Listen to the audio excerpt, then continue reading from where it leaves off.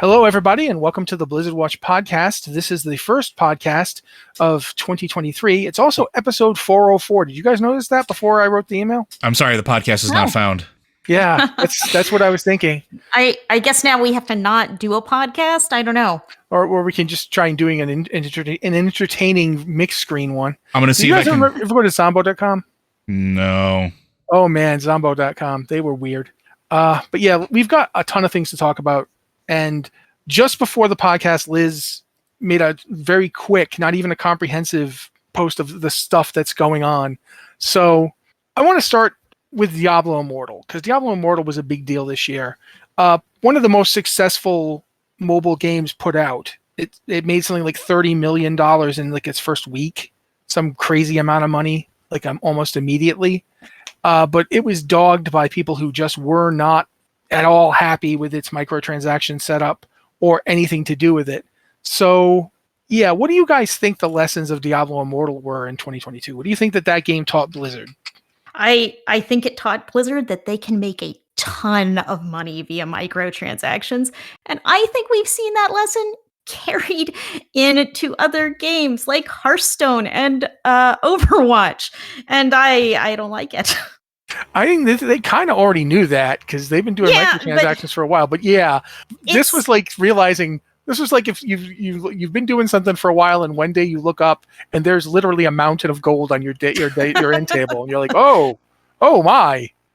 But yeah, since you brought that up, do you guys think that Diablo Immortal is a part of the whole battle pacification of Blizzard games, or do you think that was going to happen anyway, just because of what was going on in the industry as a whole?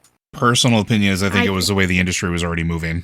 I don't think there was denying it. Every game really has one at this point that I can really think of that involves multiple players. It's been around for a while. It's not going anywhere. And it was really only a matter of time that, Blizzard started incorporating it more heavily in their games. And I'm going to let Liz talk because I heard her say something there. I mean, basically, I agree with you. This is everywhere in the gaming industry, and I am not a fan, and I think there are lots of people that aren't fans because the system is you pay for the battle pass, and then you have to earn the rewards on the battle pass, and that's particularly punishing in Diablo Immortal, where the battle pass lasts 30 days. It's like I do not have enough time in my day to finish this battle pass and get the rewards that I paid you for within 30 days. And it's frustrating. Yeah.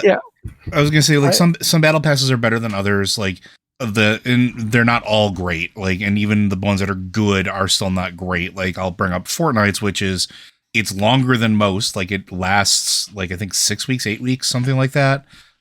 So it's longer than your standard monthly battle pass. But it still has its flaws. Like, you still earn levels and you earn achievements to earn stars, and you can buy stuff that you unlock through the battle pass, but you get to customize what you unlock. But at the end of the day, all of it doesn't matter because it's all cosmetics. So, I mean, in theory, I'm fine with battle passes coming to Blizzard games as long as they're not pay to win and as long as content doesn't get gated behind them. Graphical stuff like, outfits and stuff like that, or you want to go the Team Fortress 2 hat route, that's fine. As long as it's cosmetics and it doesn't matter, don't really care. But with Diablo Immortal, that wasn't really the case, now was it? Yeah, it actually kind of does interest me because it reminds me of the big dump we got for Dragonflight just before the year ended. We got a couple of different big announcements about what's coming in 2023, one of which is the trading post, which is interesting to me because it feels to me like the trading post is a battle pass that does exactly what Liz just said. The whole thing where you pay and then you still have to unlock it. Well, I mean, I guess we pay a monthly subscription for WoW, so the trading post doesn't make us pay again. It just, here it is. If you want to do this stuff, you can do it. And I find myself wondering if that would work better. Like, if in a weird sort of way, companies have been trying to come up with a new thing since subscriptions became unpopular. Well, and battle passes are essentially kind of a way to retrofit subscriptions back into these games. Yeah, kind of, but like the trading post seems like they're doing something that a lot of free-to-play MMOs have been doing for a long period of time, which is like oh, sign in, get bonus. Like, you get a login bonus, you get daily rewards. Like, Guild Wars 2 has been doing this since it released, right? It doesn't have a subscription model. It just, you buy the game, you buy the expansion, you log in, but every day you log in, you get something. You get materials, or you get like rewards for like XP bonuses or rep bonuses. Other games have done that before as well. Champions Online did that for a while. I think City Heroes did a little bit of that at the end, but that was a whole other thing. But it's not uncommon. A lot of the Korean MMOs and Asian market MMOs have been doing that for years. WildStar had it built into it. Like, now they're just sort of gamifying it and putting it in. And I'll let the others talk, but it's an interesting thing for them to finally start doing it inside of a subscription game, when every other game that's done it for the last at least decade, it's all been free to play games that do it. Okay, Liz? I mean, yeah, basically what Joe said, I've heard it compared to a battle pass, but it doesn't feel like a battle pass. You aren't paying for it. It's just, hey, cool, I can get some new rewards. Let me then move this into the direction I was kind of thinking we would be going anyway, and that is, what do we think, how much do we feel like Overwatch 2 is the result of Blizzard having learned that, oh, we can make a ton of money off microtransactions lesson, and maybe applying it a little too ruthlessly? Like, I haven't gotten, like, I haven't been playing Overwatch 2. I know neither of you has either all that much, but I know that, Liz, I know you had strong feelings about it, and I think, Joe, you did too. So let's talk about Overwatch 2 and what it's been doing. They definitely have a battle pass. Yeah. Start talking there. It's just, I don't feel like the battle pass has improved the game experience. Like, so now you're doing the same thing, and Overwatch battle passes are more generous than Diablo Immortal battle passes, which that's not hard to do. But it's still, you buy the battle pass, you have to log on and play a lot to earn the rewards. And I think the biggest problem with the Overwatch battle pass is the big rewards are at the very end. The big reward so far has usually been a hero. And so, like, the big feature for the game this season could be, wow, exciting, new hero. And then it's like, okay, I have to spend all of my time playing for the next 4 weeks in order to get far enough into the battle pass to get the hero. So I don't know if this was like a lesson learned from Immortal, but it's a very frustrating change to Overwatch. Because it used to be, you bought the game and you had the game. Mm-hmm. Let me ask this then. Do you think part of the problem is that they're trying to make you play it like for long periods of time every day? Like, is that the issue, or is that an issue, let's say? I think that's what battle passes and things like that are designed to do in the first place. They want to drive your engagement, right? Yeah, but you've pointed out that there are some battle passes that are better and more forgiving than others. Where would you put Overwatch 2's? You've said it's more forgiving than the Diablo Immortal one, but where would you put it looking at the entire industry? Kind of low middle of the road. It's not the worst by a long shot, and it's not the best by a long shot, because you get gameplay rewards. You get big gameplay rewards. Like I said, you unlock heroes by completing the battle pass. And that means a significant amount of content is locked behind playing through the entire battle pass. Except, okay, the trick there is if you pay the money up front, you can get that hero immediately. So it's almost like a subscription, because if you want to access all of the content, you got to fork over money. And I am of the opinion that I would rather pay a subscription and get the game content than have to deal with this. Yeah, I'm in the same camp as Liz, although I would probably rank it a little bit lower than average. It's probably maybe 1 or 2 rungs up the ladder from Immortal for me. I don't like when content like Heroes is gated behind a battle pass, period. It doesn't matter what the game is. Games that do that really tick me off because they're trying to get you to frustrated enough that you either grind out a ton of hours in the game to unlock everything, or you're going to give them money. And that is always a frustrating point. And Blizzard has this thing across all of its games. And this is a rant I can go on later with Dragonflight, and Liz will probably join me in this rant. New classes and new heroes are always overtuned, period. They always do this. And this is something that has happened for time immemorial. Like Heroes of the Storm did the same thing.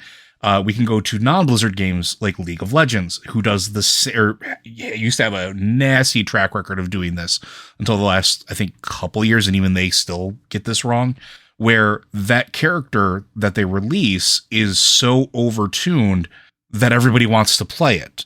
And so if you put it behind a battle pass, you're either forcing somebody to be engaged in your game for an extended period of time, completing tasks or grinding out XP to get to that point, or you're making them buy that character without just letting them buy the character, right? Like there's no alternative currency. You basically fork over money for it. Like I hate when games do that, right? Like it always feels bad to me. And because it will also it encourages, we've used the term whales in the past. And if you don't know what that is at home, whales are a game industry term from all walks of life in the game industry of people that just spend money on video games. They're the ones that that companies rely on to sort of float the more egregious money schemes, I guess you would say, that they want to put on players.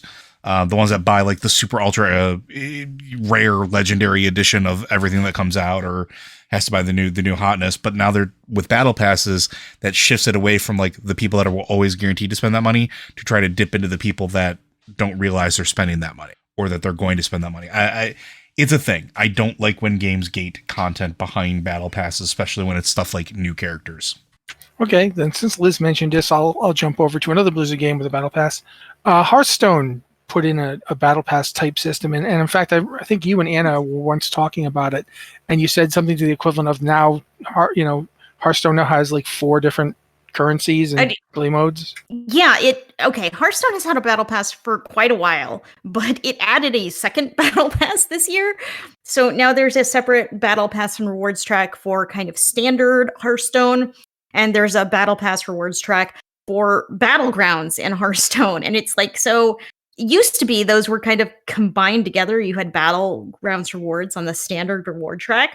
And now it's just, okay, to get the kind of level of rewards I was getting before, now I have to buy a second battle pass.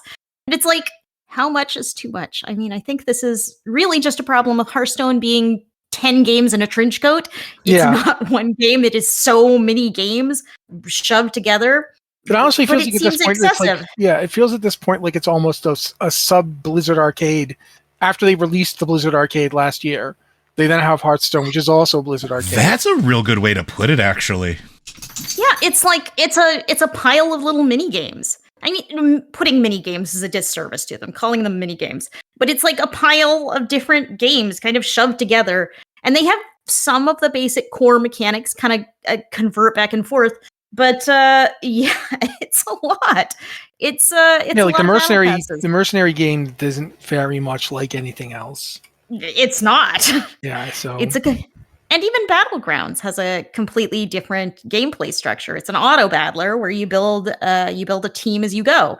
And then standard constructed Hearthstone, you build a deck, you play competitively against other players. Then there's adventure mode. I'm calling it the wrong thing, which is a single player campaign where you play against the AI. There's a story, you meet new characters. That is almost always really great. They haven't been releasing those lately though.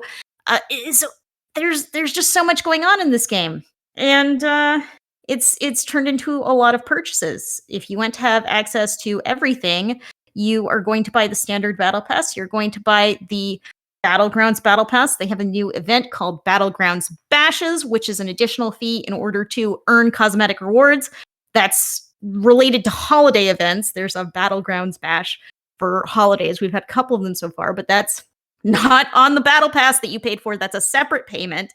Then there is Mercenaries, where you can pay tons and tons of cash in order to get coins to advance your mercenary, or to buy specific mercenaries that you don't have. Then there is an in-game shop, of course, that lets you buy cosmetic items, lets you buy cards. They've added, not this year, but they have mini sets to where, so you have in between, they do 3 card sets a year, 3 expansions every year. And in between each expansion, they have a mini set, which is another purchase. So like, even though I play WoW, monthly, and I pay a monthly subscription for it, I probably spend to play WoW, I probably spend half of what I spend on Hearthstone because it's like, okay, I'm gonna pre-order some of these expansion cards. I'm going to buy the mini set because the mini sets are actually a pretty good value for the number of cards they give you.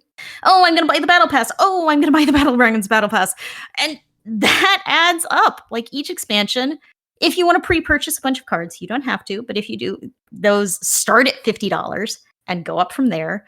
The mini sets are $20. The battle passes are $10 each. 10. So you're paying 20. If it's 10 each, then there's 2 battle passes, so you have to pay 20. Yeah. Plus then there's the other thing for the battleground bashes. The battlegrounds bashes have been 10 each so far.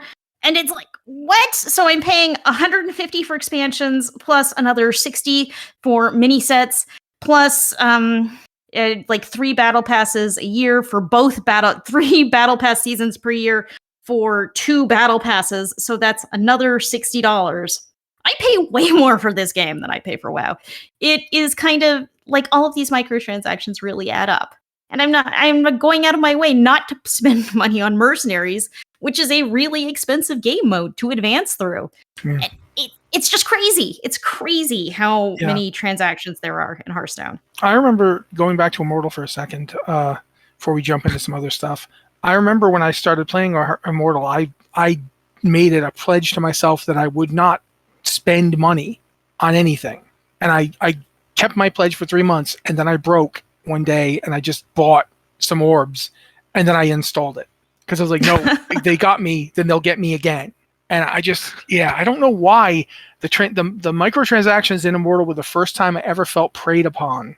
But what you're describing in Hearthstone, I'm kind of glad I didn't play Hearthstone much because, that sounds like straight up, I'm in a pen and Blizzard is coming in every so often and leading me off. It actually doesn't feel as predatory as Immortal feels because Immortal has that thing where it's like, oh, I beat a certain boss and it's like, wow, do you want to buy this bundle for this specific boss? It's only $1. And then it's like you beat the next boss and it's like, do you want to buy a bundle for this specific boss? It's only $3. And it keeps doing that. Yeah. And whenever you log in, it's like, come to the store to get your free reward of the day. And it's like, but you've got to come to the store. When you go to the store, it's advertising tons of, it's so full of advertisements. Mm-hmm. Yeah. Hearthstone actually doesn't put it in your face, and you can play the game without spending any money if you want to. There is a free rewards track for both of those battle passes, as well as the paid rewards track. You can buy cards with an in-game currency rather than spending real cash. You can advance through the game without spending money. It's not like Diablo Immortal where you get stuck and you can't advance as quickly. You hit the hard wall in Immortal, yeah. Yeah, Immortal has a hard wall, and it's not like Overwatch 2 where if you don't pay up front, you have to put in a lot of work to unlock heroes. So I think it annoys me that Hearthstone has added and added and added and added more transactions, but it doesn't feel like predatory in the same way Immortal does. All right. Well, right now we've basically come to the conclusion that 2023-22 had a lot of microtransactions, but let's talk about some stuff that's not related to that. First up, let's talk about Wrath Classic, because Wrath Classic, I think, was the one people weren't sure was going to happen, even though a lot of people wanted it. Did you guys expect it? Did you think, oh yeah, they're obviously this is a license to print money, they're absolutely going to do Wrath Classic? Yeah. Or did you think maybe they weren't? I was in the camp of Wrath was almost a guarantee. The only one that I'm not sure of is Cataclysm, because I think everything before Cataclysm is on the table. Afterwards, it was, I don't know, but I kind of expected them to go to Wrath, especially because there used to be a term for a group of players when they would join a game. You would refer to them as, Wrath babies or Cataclysm babies or whenever they joined the game, right? We refer to them almost like generations of people. And Wrath was a huge one. Wrath brought a lot of people into World of Warcraft. WoW Vanilla and Burning Crusade were good. Were good. They were better than anybody thought they were going to be. But when you got to Northrend, you got to Wrath of the Lich King, you started hitting on all of the story elements that stopped in Warcraft 3, right? All those things that happened with Arthas and everything else, and him becoming the Lich King. And a lot of players really identified with that because for a specific generation, that was the story of WoW that they were interested in. now you get to Wrath, and like all these players start flooding the game. This is when the ad campaigns were really starting to hit mainstream media too, right? Like that's when you started having things like William Shatner and Mr. T and Ozzy Osbourne and so many others, like just putting out commercials. You started getting airtime on radio stations even for World of Warcraft. Like they really started investing and pushing this as the MMO to play. And so like it becoming and releasing as Wrath Classic, I thought it was just a matter of time, and I'm glad to see that it released, and I'm glad to see that people are really enjoying it. Yes. It's a license to print money. They were going to do this. I think that's just... Yeah, let's talk then about how they did it. I mean, I was not surprised that they didn't do the group finder. That they very deliberately did not bring the dungeon finding feature that came in Wrath into Wrath Classic. That they didn't bring it in the beginning, and then they're not going to bring it in at all. Liz, you've talked a lot about the some changes mentality. We've seen quite a few some changes for Wrath Classic, not just the dungeon finder. They're changing the way gear scales. They're changing how long raids might be open. They're deliberately putting different tracks to get gear into dungeons with their what do they call it? Heroic Plus? They called it something else. They started calling it Heroic Plus, but now it's a Titan Rune dungeon. Yeah, Titan Rune dungeons. So what do you think about that approach? How the changes they've made to Wrath in Wrath Classic? Positive, negative? What are your thoughts? I'm positive on it. I think it's really interesting the way they're moving through the expansions, but they're trying to keep the feeling of Classic. And it's like the feeling of Classic is more important than the realistic, experience of Classic. And they're doing things to make seamless improvements to the game. Like, I think all of us can probably agree we really enjoyed playing during Wrath. Anyone who played during Wrath is going to see that as probably a high point in World of Warcraft. It was a great expansion, but it did have problems. Like, for example, Ulduar, which was open for maybe, 2 months, 3 months before we got Trial of the Crusader, which had much better rewards. So you would not have completed Ulduar, but now there was no reason to. You went to Trial of the Crusader instead. And Ulduar was a way more interesting raid than Trial of the Crusader. I actually have a weird story about that. Because my guild was doing Ulduar pretty heavily, and because they put out Trial of the Crusader, like most of the guilds on our server stopped doing Ulduar entirely, and that meant that the Realm First Yogg 0 and Realm First Algalon kills, no one had made them, and the Horde guild that was the closest had completely abandoned Ulduar. And so we went back into Ulduar with gear from Trial and got both of them. That's why I have the Death's Demise and that's awesome. The Celestial Defender titles, because we did that, and we would probably not have gotten those titles had they not put Ulduar out and then almost immediately followed it with like a 5-man that had gear on par with it, and a raid that had gear significantly better than it. And that's always struck me as interesting. I feel like the biggest, since you were talking about flaws, the biggest flaw that Wrath of the Lich King had was runaway gear inflation. By the end of that expansion, your item level was almost twice what it was when you started. And like I remember looking at Burning Crusade. Burning Crusade had some gear inflation, but from the beginning to the end, and it's hard to remember what the item levels actually were because they've changed it so many times. But I remember looking at gear and thinking, okay, you got a significant, like a 60-75% power increase by the end of this expansion from when you started, and like when you first hit 70 in Burning Crusade versus the end of the expansion when you're running Sunwell. By the time I was going to say, we're not too far away from that, by the way, now. Yeah, no, I know. But when you're running ICC, when you are ICC geared, you are literally almost twice as powerful as you were when you were running Nax. Like we would go into Nax 10 with a group of 4 people and destroy it just to see if we could get like certain trinkets for certain people. Nax 25, we would go in with like 10 people and annihilate it. Just trying to get people Grim Tall. And that's the other thing, Armor Pen. Oh my god, Armor Pen was awful. But yeah, I think you're definitely onto something there, Liz, about there were things wrong with the expansion, and it's good to be able to make improvement. But I should note that some of the stuff we were talking about right there did not actually happen in 2022. The Ulduar is going to come out with Phase 2, which is going to be early this year. I'm leaning towards this month. Well, yeah, actually, we should talk about that because that's actually in the email. Wrath Classic currently has their Joyous Journeys buff. It's the XP buff. I think it's just 50% to all XP. Yep. That's going till January 16th. And the reason that that's important is because we think if we're getting to January 16th, that would imply that they're trying to. The whole reason for Joyous Journeys is to allow people to get new characters up to level. Maybe people decided, I don't really like this character, or I want to have some alts so I can choose what I bring to dungeons or what have you. The implication being that if they're ending it in the middle of January, then that's a good time for Phase 2 to start because people will have their characters presumably leveled up.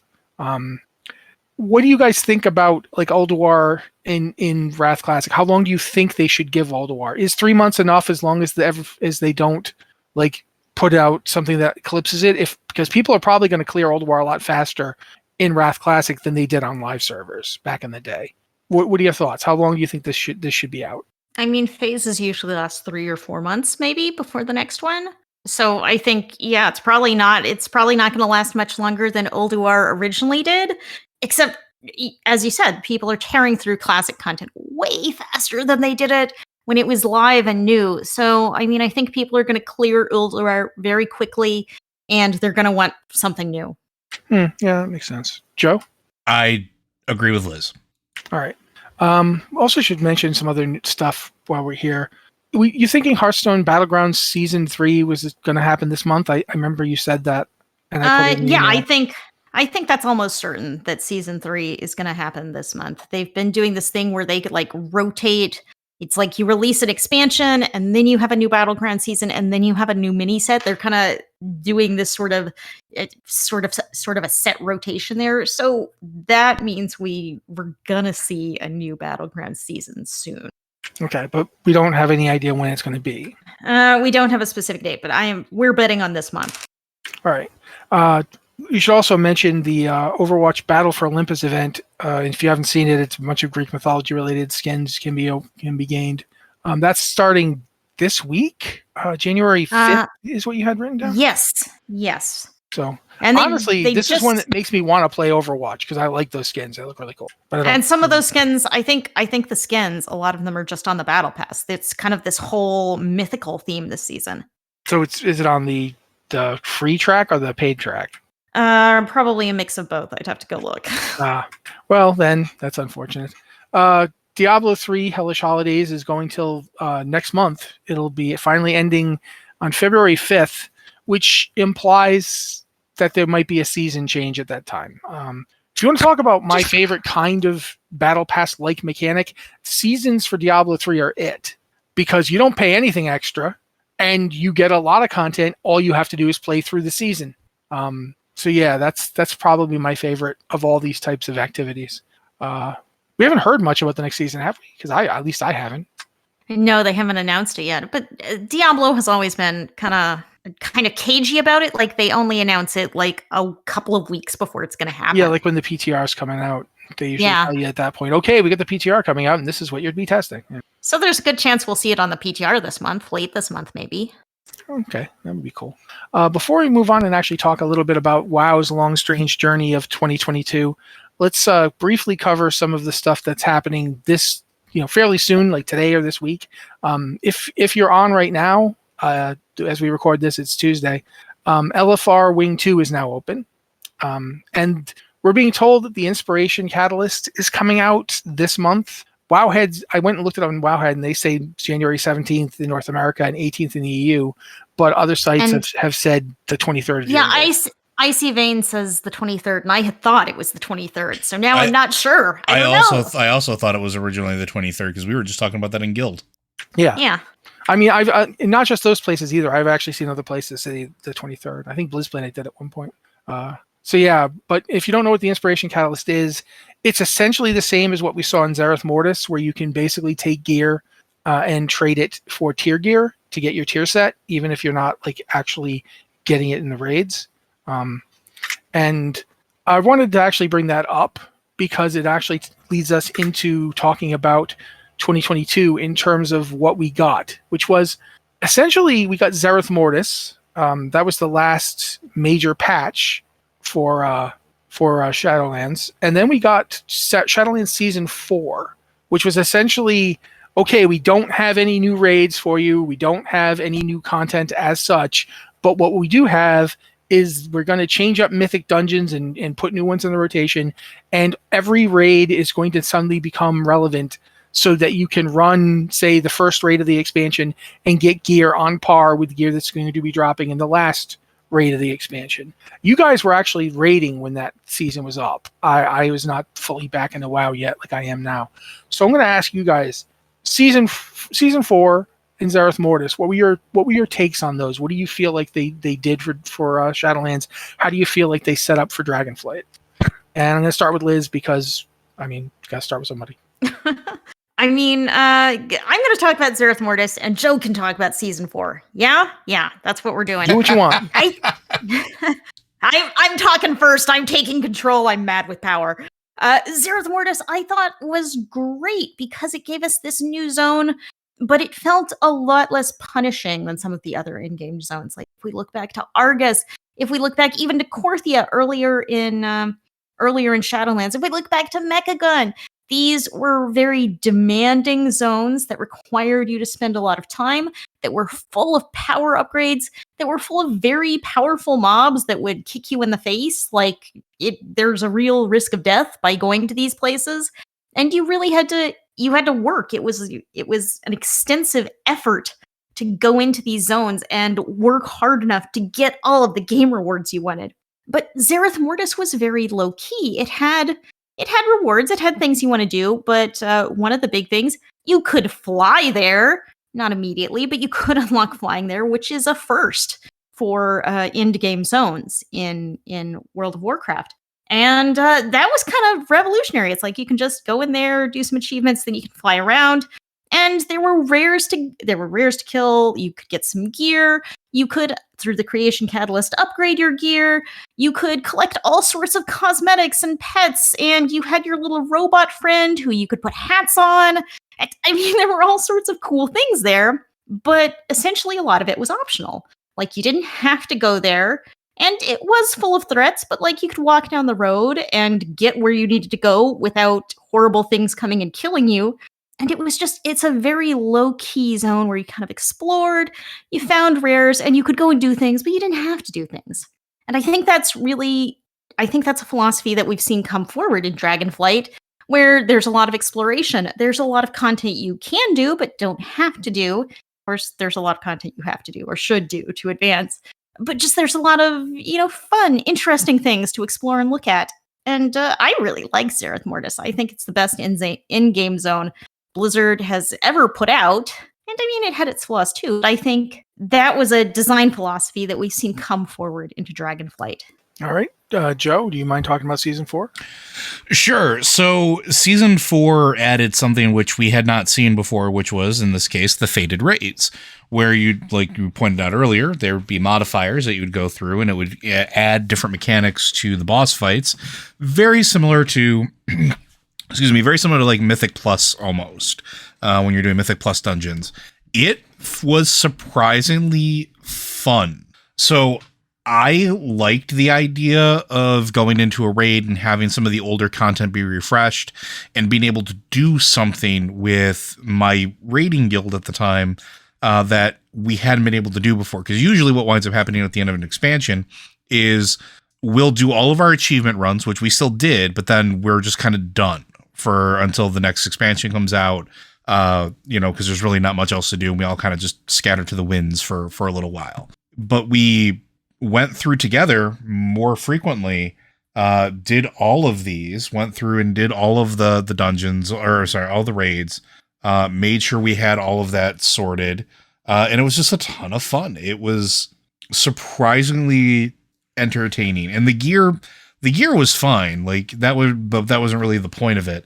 But also being able to go in every week and the bosses having a different mechanic potentially was interesting as well. So you might have had ads that needed to be burned down that would spawn randomly one week on one boss, and then the next week it might be a shield orb, or it might be things that have to be dispelled and caught, which were simple mechanics, but adding them to already, like, I don't want to say complex fights because they weren't too bad, but doing like ball catching on Anduin was, entertaining to say the very least.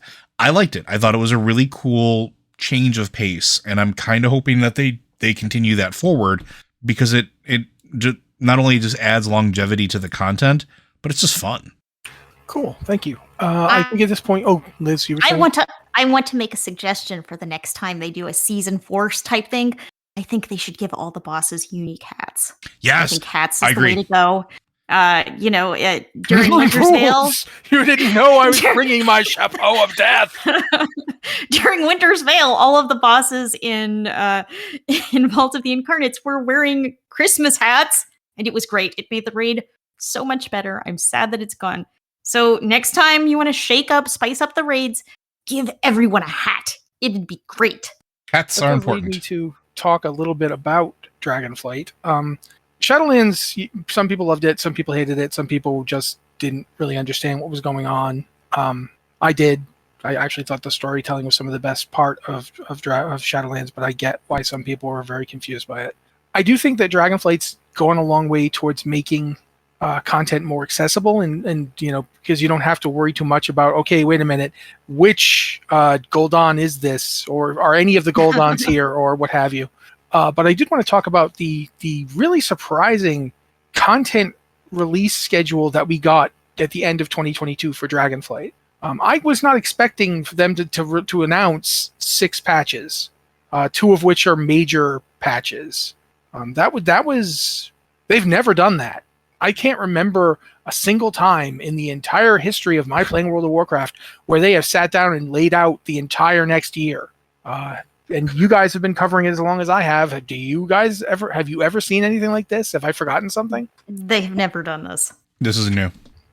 So what are your thoughts on that? Because I think it might be the most important change in messaging that Blizzard has ever made, at least as far as World of Warcraft is concerned.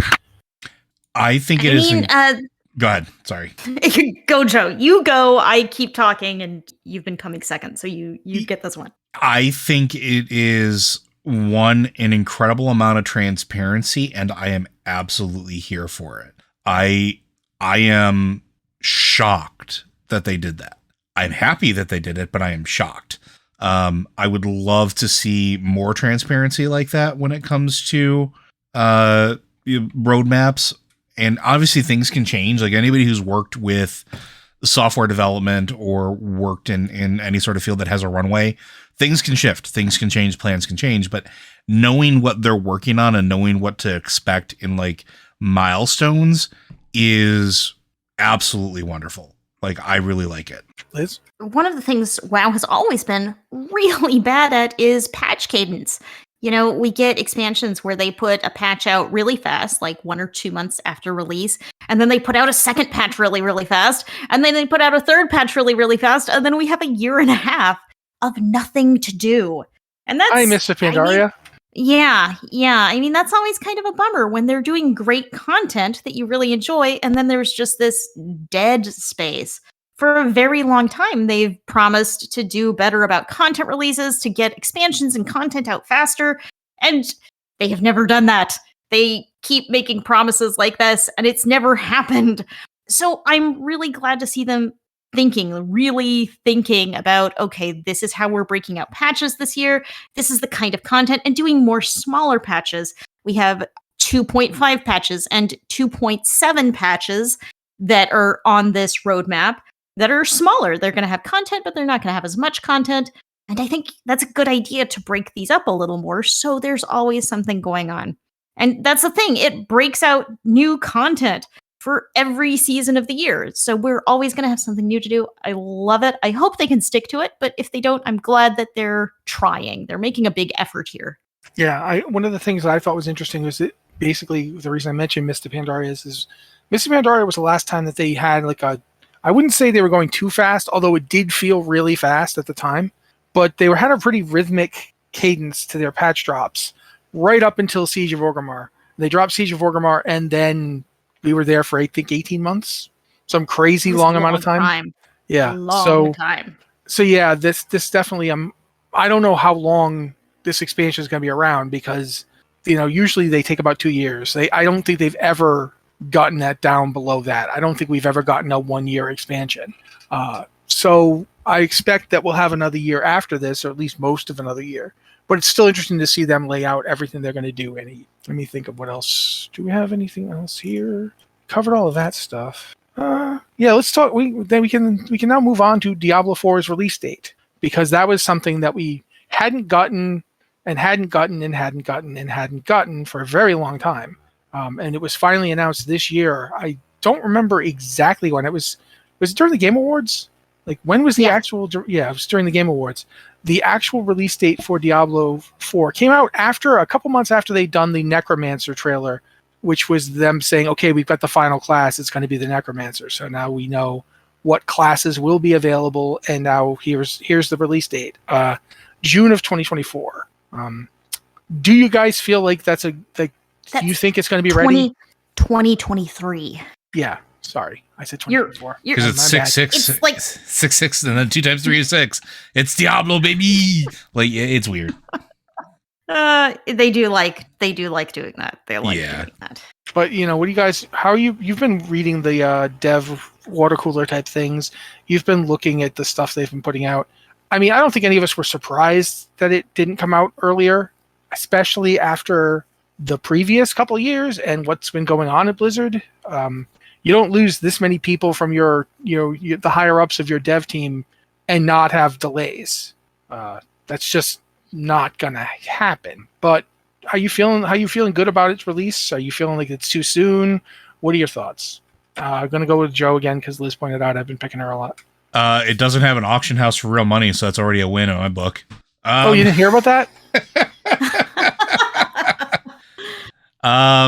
Honestly, I've been following the dev diaries, like you said. I've been following the content that they've been sort of letting us know is coming, and honestly, I'm cautiously optimistic. Like, I'm trying not to get into my own, like, oh, I can't wait for this game because I don't want to be let down, but I also don't know that I'm going to be let down. I think it has the potential to be a very good, very solid Diablo release, and I'm looking forward to it.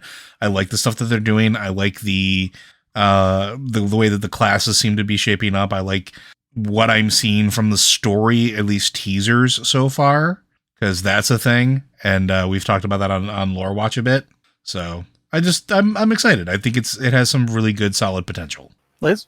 I think the battle pass system they're doing is very interesting, and more than any of the other battle passes that we've talked about, I think it's been really informed by the other battle passes Blizzard has done and the reaction to them, particularly Diablo Immortal, which Diablo 4 has tried really hard to distance itself from Immortal and to say, hey, we aren't like that. We're not like Immortal. Oh, hey, we're not like Overwatch. We're not doing any of this stuff.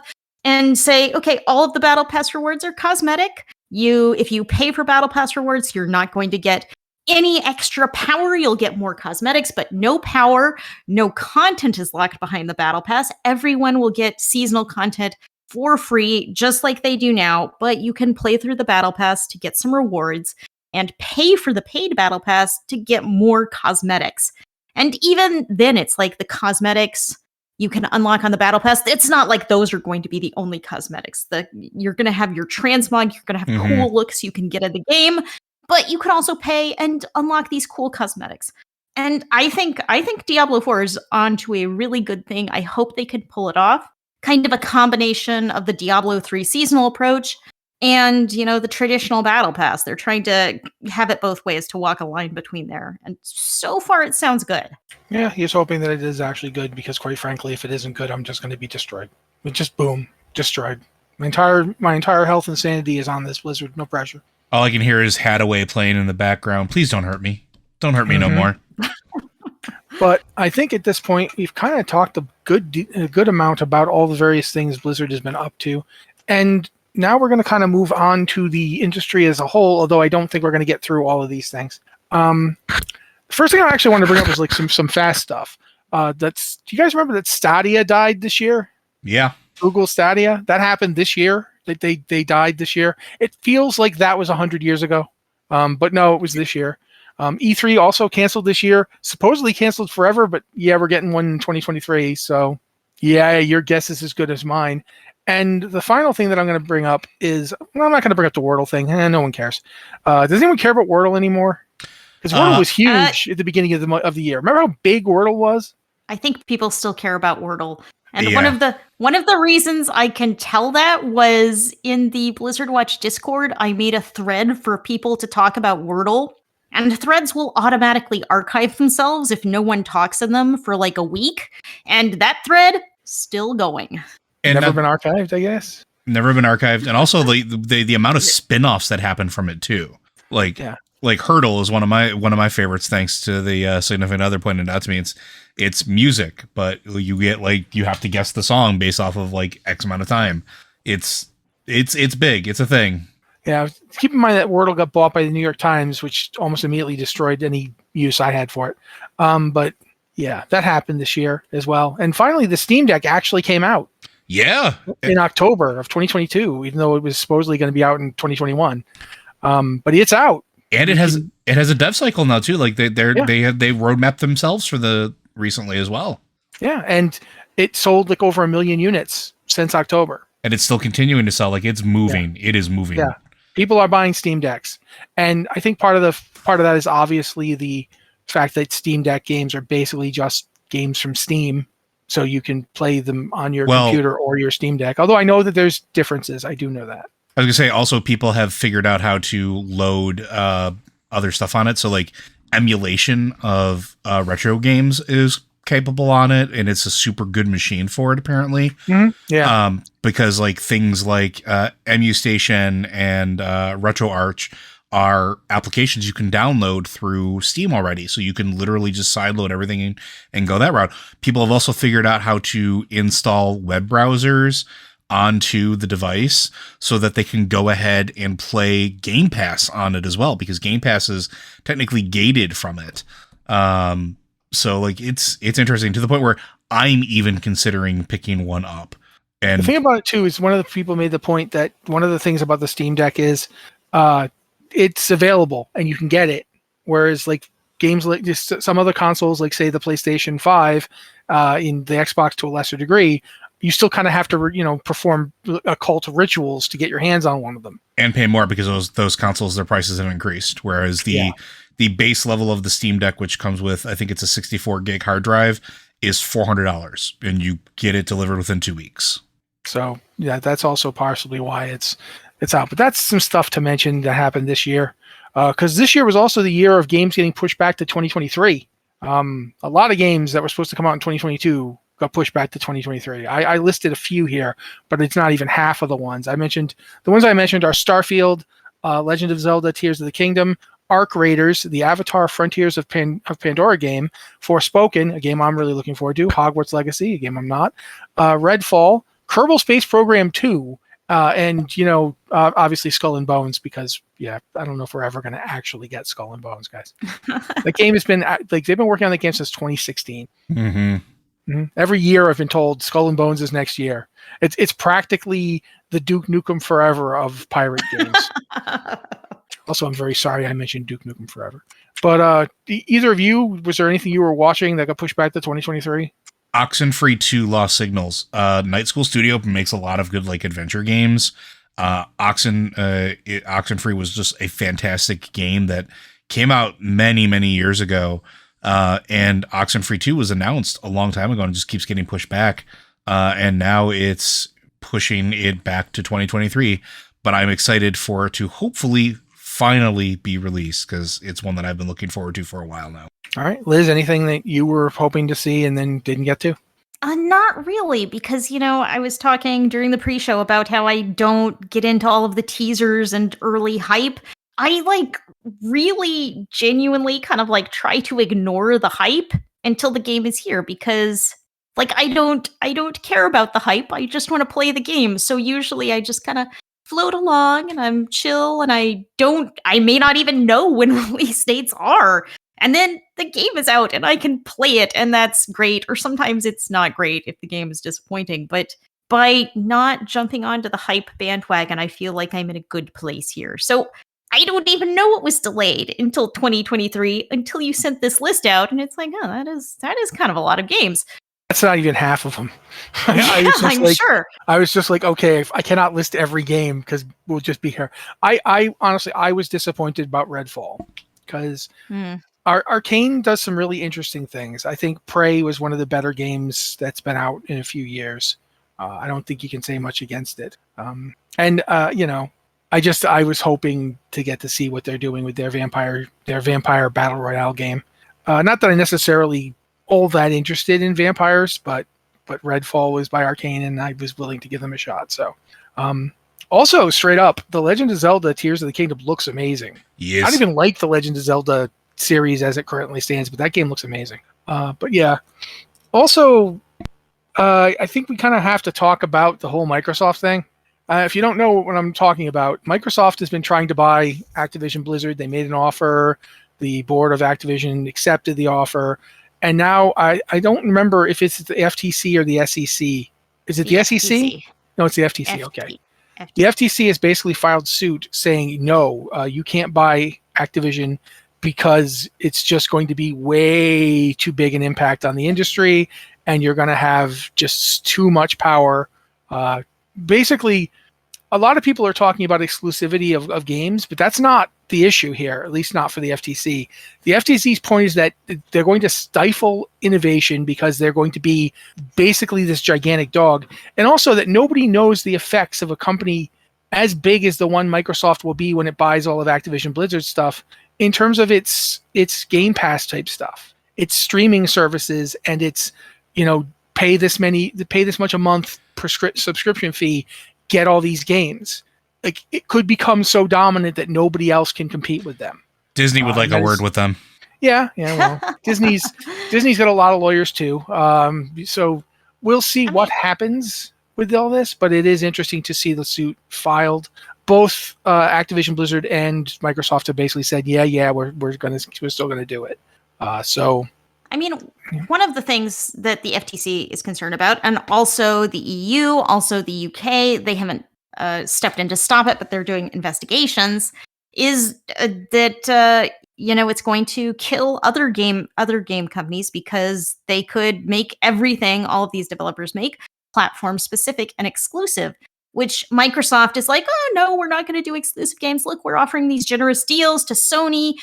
We're offering a deal to Nintendo to where they can use all of our games. We're going to release them on multiple platforms. But one of the things is that when Microsoft bought ZeniMax, which owns Bethesda, owns Arcane, owns a lot of gaming studios, they also said that. They said, oh, we're going to keep releasing ZeniMax games on other platforms. Don't worry about this, regulators. We're not stifling competition. We're not trying to build a monopoly of game developers here. And then they went ahead and made ZeniMax games only for Microsoft platforms. So I think a lot of regulators are kind of wary of that, in that they've previously made this promise and broken it as soon as they could. And just having one giant game company that makes so many games I think it's worrying. As much as all of us kind of think that Microsoft is going to save Blizzard, it's worrying to have so much consolidated in one place. I don't think that. I just want to make sure that everyone knows I do not think that. I do not think Microsoft saves anybody. That's like saying, we're in trouble here. Who can we get to help us? The Avengers? No, what about Dr. Doom? I want to ask Dr. Doom. Dr. Doom looks like he could help us. He looks like he knows about these kind of things. I mean, to be fair, he usually does. Yes, because he's usually the one doing them. Just saying, Microsoft is not your friend, man. Giant corporations are not your friend. Just look at the lessons of Cyberpunk. They're prophecy. Although, regardless, that's a big deal this year. Hold on. Before we move on from Microsoft, there's another thing real quick, especially with ZeniMax, and I want to bring this up because Tatsumi brought this up, Padilla in chat. ZeniMax workers won their election to make them the first official bargaining unit of Microsoft and the largest certified video game studio union in the U.S. And Microsoft has basically voluntarily recognized them. Like there's no, like they're not fighting it like certain other companies are doing. So that's interesting. And I wonder how much of that is because they have regulators watching them. I also feel like they have to see where the wind is blowing. There's more unionization efforts, and companies trying to stop those have been getting bad press. And like, this is not going to stop. I think unionization has started to get this push, and it's just going to get bigger. So if you try and halt it, you can't stand against this wave. That's actually interesting too, because that's really something that started in 2021, but has carried through into 2022. We've seen a lot of industry unionization over the past 2 years, and hopefully more on the way. Yeah, it definitely is something that we definitely need to see more of in the. I mean, traditionally, game developers and QA people have just been treated really badly. They're poorly paid. Offices demand really long hours. They demand crunch. They demand that you come and work on this game above your family, above your friends, above your life, above your health. And it's like, that just doesn't work. It's like, all of us are gamers. We love playing games, but people should not have to suffer in order to make those games. So yes, game unionization efforts are great, particularly when game companies are making billions of dollars in profit. You know, Activision Blizzard had its most profitable year ever, I think. Am I getting that wrong? No, you are correct. And they're paying their workers terribly. They have had terrible working conditions for these. Compared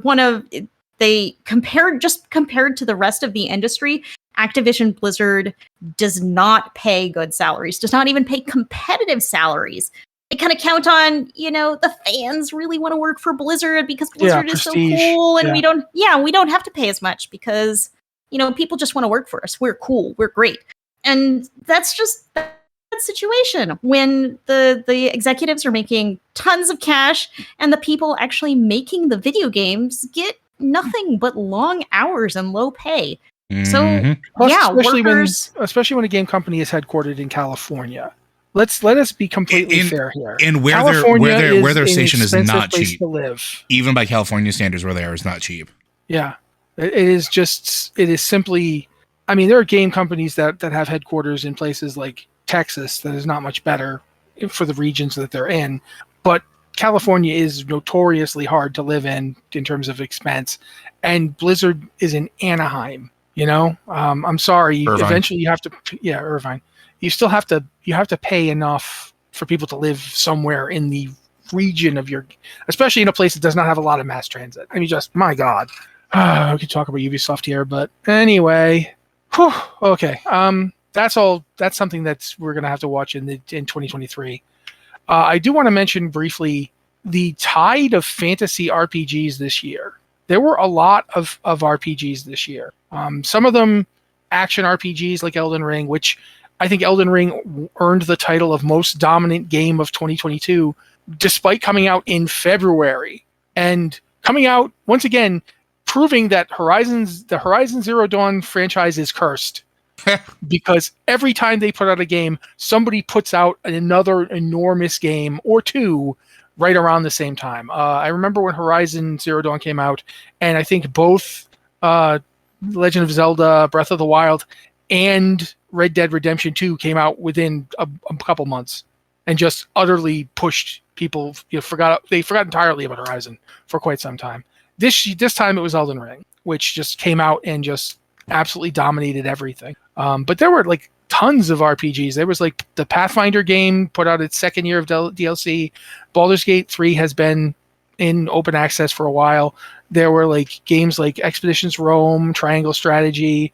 There was Elex 2, Steel Rising, Tunic, Hard West, a ton of RPGs. I feel like that's a pen and paper thing has kind of reached into gaming again. Like, I feel like it's sort of the D&D effect that we saw back in the day with the original Baldur's Gate, and we saw with the Gold Box games even before that. What do you guys think? You think we're going to see even more of them? You think we're going to see more branded ones? You're going to see, like, are we going to get a Baldur's Gate 4 at some point? What do you think is going to happen after 2023? Baldur's Gate 4 is going to be a long ways off. Baldur's Gate 3 is going to be so massive, and they're going to probably do continued development on it. Mm-hmm. But that's actually true, because Diablo 4 is getting continued development as well. Yeah, and I think we're going to see more games start moving into that sort of a model. But there will probably be, in my opinion, another influx of like CRPGs. Like, they're popular again. and we talked about this before, where like it's game development seems to work in cycles, and like while a genre never really truly dies, it sort of like falls out of the limelight and maybe doesn't have as many games or titles like being pushed for it. But as soon as something starts gaining popularity, like let's look at roguelikes and roguelites over the last like decade. We talked about Dead Cells earlier and games like that. How many of those came out in a short period of time, right? Or Metroidvanias and things like that. So CRPGs hitting their stride last year, I think, is really going to mean that we're just going to get more. And I am perfectly fine with that. I think that them having a resurgence is a good thing overall. All right, Liz? No thoughts. Okay. Then at this point, I mean, there's so much more to talk about, but we do have to at some point try and wrap this thing up. We're already 2 minutes over. I will say then I'm going to bring this up. I'd like to ask each of you, the game that came out this year that you played that you felt like, yeah, this one was a really good one to play. This was my, not necessarily game of the year, but just something good that came out this year. Because I have a couple that I really liked, quite a few actually. And I was curious as to your thoughts on stuff that came out this year that you enjoyed, that you got to enjoy. Because it's really hard for me to play new games. Because there's the whole, I have so many old games to play. I have replays of the same game since 2020. I got to keep playing that game forever. So for me, I'm curious. Going to start with Liz. I also have that problem in that I play a lot of old games, or I just get into games that were released several years ago, like in 2022. I did this whole long playthrough of all of the Dishonored games, even though there's been nothing happening there in years. But I have to say Dragonflight. Dragonflight blew me away in a way a WoW expansion has not done. I don't know, maybe since Burning Crusade or Wrath? I thought Dragonflight has been revolutionary. It's been so amazing. It's so packed with these stories, and I have not enjoyed a new game this much in a very long time. Okay, I would definitely agree with you that this is one of the best expansions I've played in. Joe? I mean, I agree with Dragonflight being, like, I knew that I was going to enjoy it because I always enjoy a new one when it's released, but it's just kind of how it goes. But I was surprised with how much I'm really, truly enjoying this expansion. Other games that released that I was very happy with in 2022, God of War Ragnarok. I'm still playing through it because what is time? Who has time? So slowly making my way through it, but I've been very pleased with how the game developed, because I was always curious where they were going to go after the first game, like how it was going to look, what they were going to do with the story and what was going to happen. And I'm super, super excited with how good that's been. Bayonetta 3 finally released, which I like those type of games. The Devil May Cries, the Bayonettas, the sort of actiony, like button mashing-y, combo-y games. Sometimes they're just fun. And despite it coming out on an aging console, because the Switch is like 6 years old at this point, 7 years old at this point, it's still fun and great to play. And it's the end of the year was just a really good time for video games in general. So there's a ton of surprises that one that I didn't expect to like as much, because I generally don't like first person shooters, but really surprised me, and it's on Game Pass now, is High on Life, which is another game from Squanch Games, which is the people that make Rick and Morty. And it's surprisingly competent and surprisingly well done, and has a ton of like hidden stuff in it. So things like that. I don't know. There's just been too many games, but yeah, just that times. is the problem. There has been too many games. People keep saying, "Oh no, everything got pushed back," but there were still so many games. Yeah, with everything getting pushed back, there's still too many games. Like I would say, if you get a chance to play Weird West is fun. Yeah, Weird West is a really good game. Horizons Forbidden West is probably my favorite of 2022 of games that were released in. I have not finished it yet because my PlayStation 4 is floating away somewhere in this house. But the amount I got to play of it before we moved, I was really digging it. There's the interesting story. The acting is just amazing as always. I was really kind of I want Aloy to finally get a break. It's like, could someone just give Aloy a break? Oh my god! But yeah, so that would be my game of the year. But I guess at this point, since I'm not going to talk about that Mass Effect thing because it turned out it was not the hit I thought it was going to be, we're going to, I guess, wrap it up. You guys have anything else you want to talk about for 2023? Because we got 2022 we're leaving so much out. I didn't even mention that Platinum Studios made a game no one liked. I didn't think they could do that. And then they put out Babylon's Fall, and you don't hear anything about it, and it just sank like a stone. Like, seriously, Platinum Games, they did that? Really? Oh, okay. Either of you got anything else for 2022 before we move on? No, I mean, that was a surprise. This was the year that we got a game about a cat and its android friend with Stray. Oh, Stray! That was oh actually, my god! That was actually also a really good game, which I completely forgot about until right now. The narrative in Stray is so weird and so well done. Yeah, we just talked about that on Lore Watch. Man, it just. I did not know that all I'd wanted in life was a game about a cat and its robot friend that was going to make me cry. But it's like a short game. It's a short little narrative game. Yeah, but that one was really fun and really, maybe 10. I think I probably spent about 10 or 12 wandering around. Yeah, I didn't play Stray, but I watched people play Stray. Like, I watched every Stray playthrough I could get my hands on. I was like, this is the best thing. Oh god, I need to play this. And then just never did. Meant to, but didn't. Which is like me with games all the time. Well, there's too many games. Yeah, there's a lot of way too many games. Only one game that I will absolutely never play, and it's Overcooked. Never going to do it. Never. Because it ends relationships. It ends friendship. It is the death of hope. Don't play Overcooked. It's an amazing game, but don't play it. It will destroy your life. I've watched people play that game, and I'm like, I'm not getting anywhere near that. But yeah, that's 2022 in a nutshell. And right now it's banging on the inside of the shell and go, let me out. But you're done 2022. Just accept it. Go to sleep. We're hopefully gonna have a better year, or at least less that year. The entire 2020s, the entire decade so far has just not been great. Listen, 2021 was just 2020 with a different mask. 2022 was 2020 with a different mask again, and we fell for it. 2022. Listen, fool me once, shame on you. Fool me twice, shame on you again. No! It's been a horrible press. Let's let things get better. But yeah, this has been the Blizzard Watch podcast. We didn't get on to any emails, but we will roll them into next week because we love you and your questions. Please ask more of them. If you have a question for us, you can go to our Discord server. You can hit the Patreon Q&A podcast questions channel if you're a patron. We like to use patron questions first because that is one of the things that you get for being a patron. I mean, it helps us keep doing this podcast and indeed everything we do, including the entire site.